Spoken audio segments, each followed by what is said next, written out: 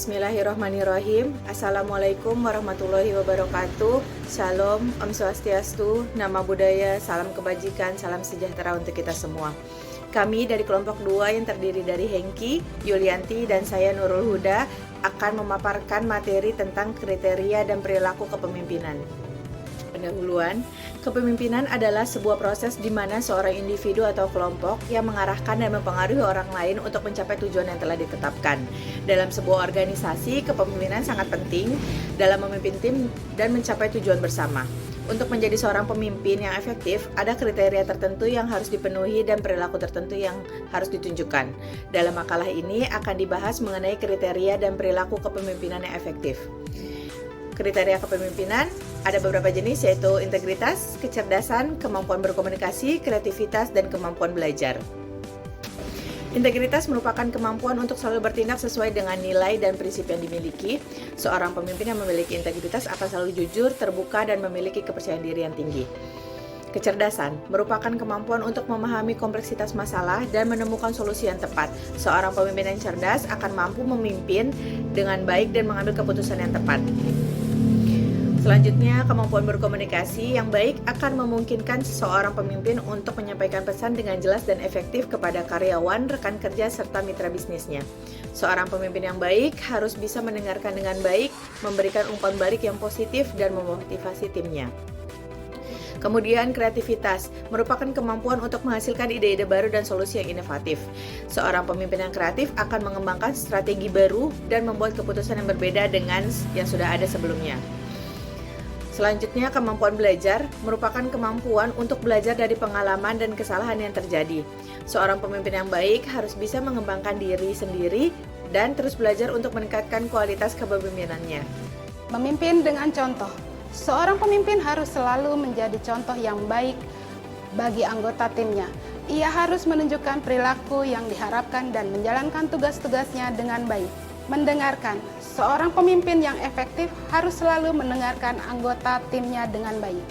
Hal ini akan membantu dalam memahami kebutuhan dan masalah yang dihadapi oleh anggota timnya. Mengambil keputusan. Seorang pemimpin harus mampu mengambil keputusan yang tepat dan bijaksana. Hal ini akan membantu dalam mencapai tujuan bersama dengan cara yang efektif dan efisien. Dukungan. Seorang pemimpin harus memberikan dukungan yang cukup kepada anggota timnya. Hal ini dapat berupa dukungan moral, dukungan finansial, atau dukungan lainnya yang dibutuhkan oleh anggota timnya. Berkomunikasi dengan efektif. Seorang pemimpin harus mampu berkomunikasi dengan baik dan efektif dengan anggota timnya. Hal ini akan membantu dalam memastikan bahwa tujuan bersama dipahami dengan jelas dan tugas-tugas dijalankan dengan baik. Implementasi kriteria dan perilaku kepemimpinan di lembaga pemerintahan sangat penting untuk mencapai tujuan-tujuan pemerintah dan memberikan pelayanan publik yang terbaik bagi masyarakat. Berikut ini adalah beberapa contoh implementasi kriteria dan perilaku kepemimpinan di lembaga pemerintahan. Integritas dan etika. Integritas dan etika merupakan kriteria penting yang harus dimiliki oleh pemimpin di lembaga pemerintahan. Pemimpin harus memiliki integritas dan etika yang tinggi untuk memberikan contoh yang baik bagi para pegawai dan masyarakat. Implementasi integritas dan etika dapat dilakukan dengan memberikan pelatihan dan pengawasan yang ketat dalam menjalankan tugas-tugas pemerintahan, serta dengan memperkuat sistem pengawasan dan pengendalian intern. Kemampuan berkomunikasi. Kemampuan berkomunikasi yang baik merupakan kriteria penting bagi pemimpin di lembaga pemerintahan. Pemimpin harus dapat berkomunikasi dengan jelas dan efektif dengan para pegawai, rekan-rekan kerja, serta masyarakat. Implementasi kemampuan berkomunikasi dapat dilakukan dengan memberikan pelatihan dan pengembangan keterampilan komunikasi bagi para pegawai, serta dengan meningkatkan akses informasi dan layanan publik yang mudah diakses oleh masyarakat. Kreativitas dan inovasi. Kreativitas dan inovasi merupakan kriteria penting yang harus dimiliki oleh pemimpin di lembaga pemerintahan. Pemimpin harus memiliki kemampuan untuk berpikir kreatif dan inovatif dalam mencari solusi untuk menyelesaikan masalah-masalah yang dihadapi oleh lembaga pemerintahan.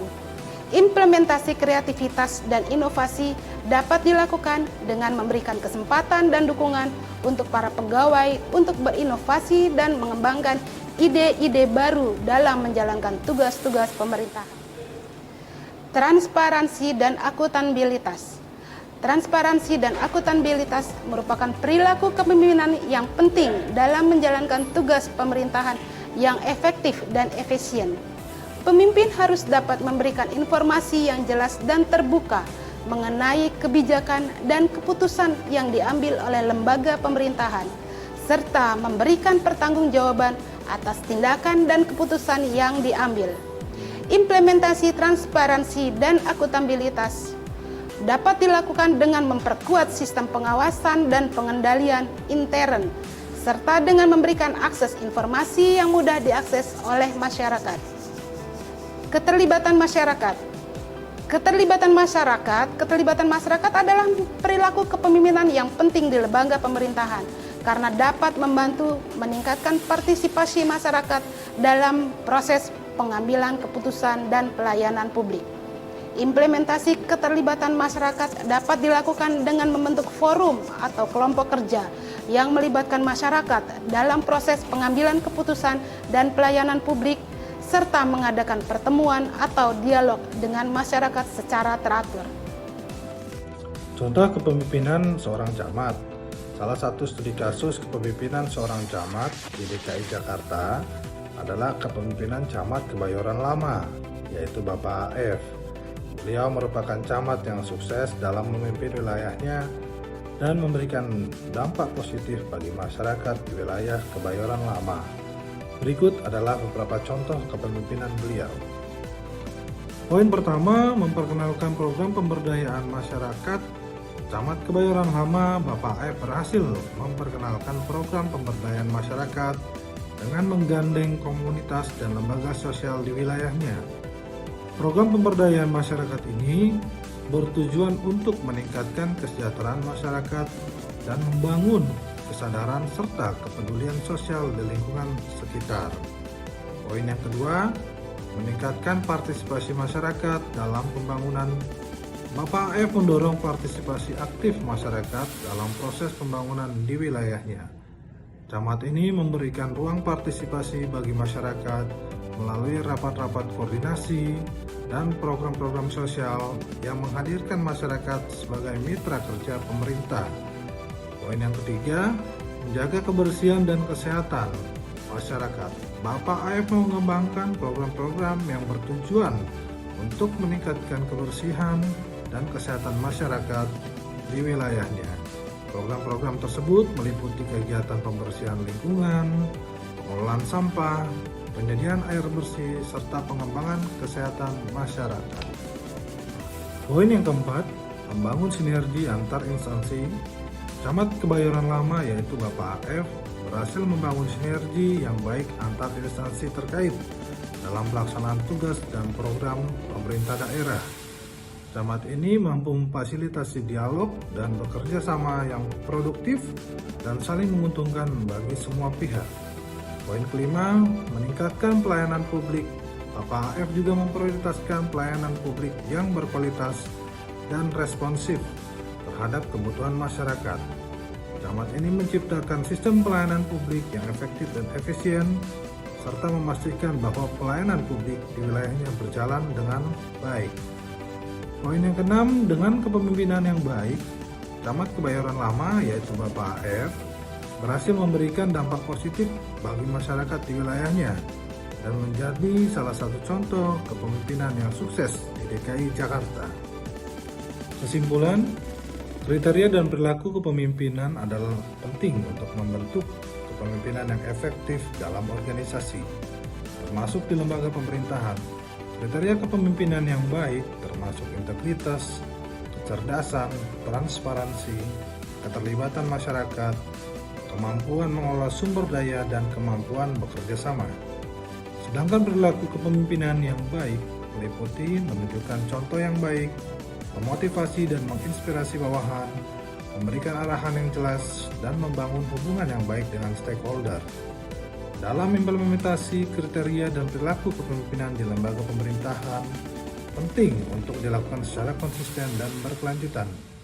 Dukungan dari pemangku kepentingan dan pihak terkait lainnya juga diperlukan untuk menciptakan lingkungan kerja yang baik dan mendorong perubahan positif.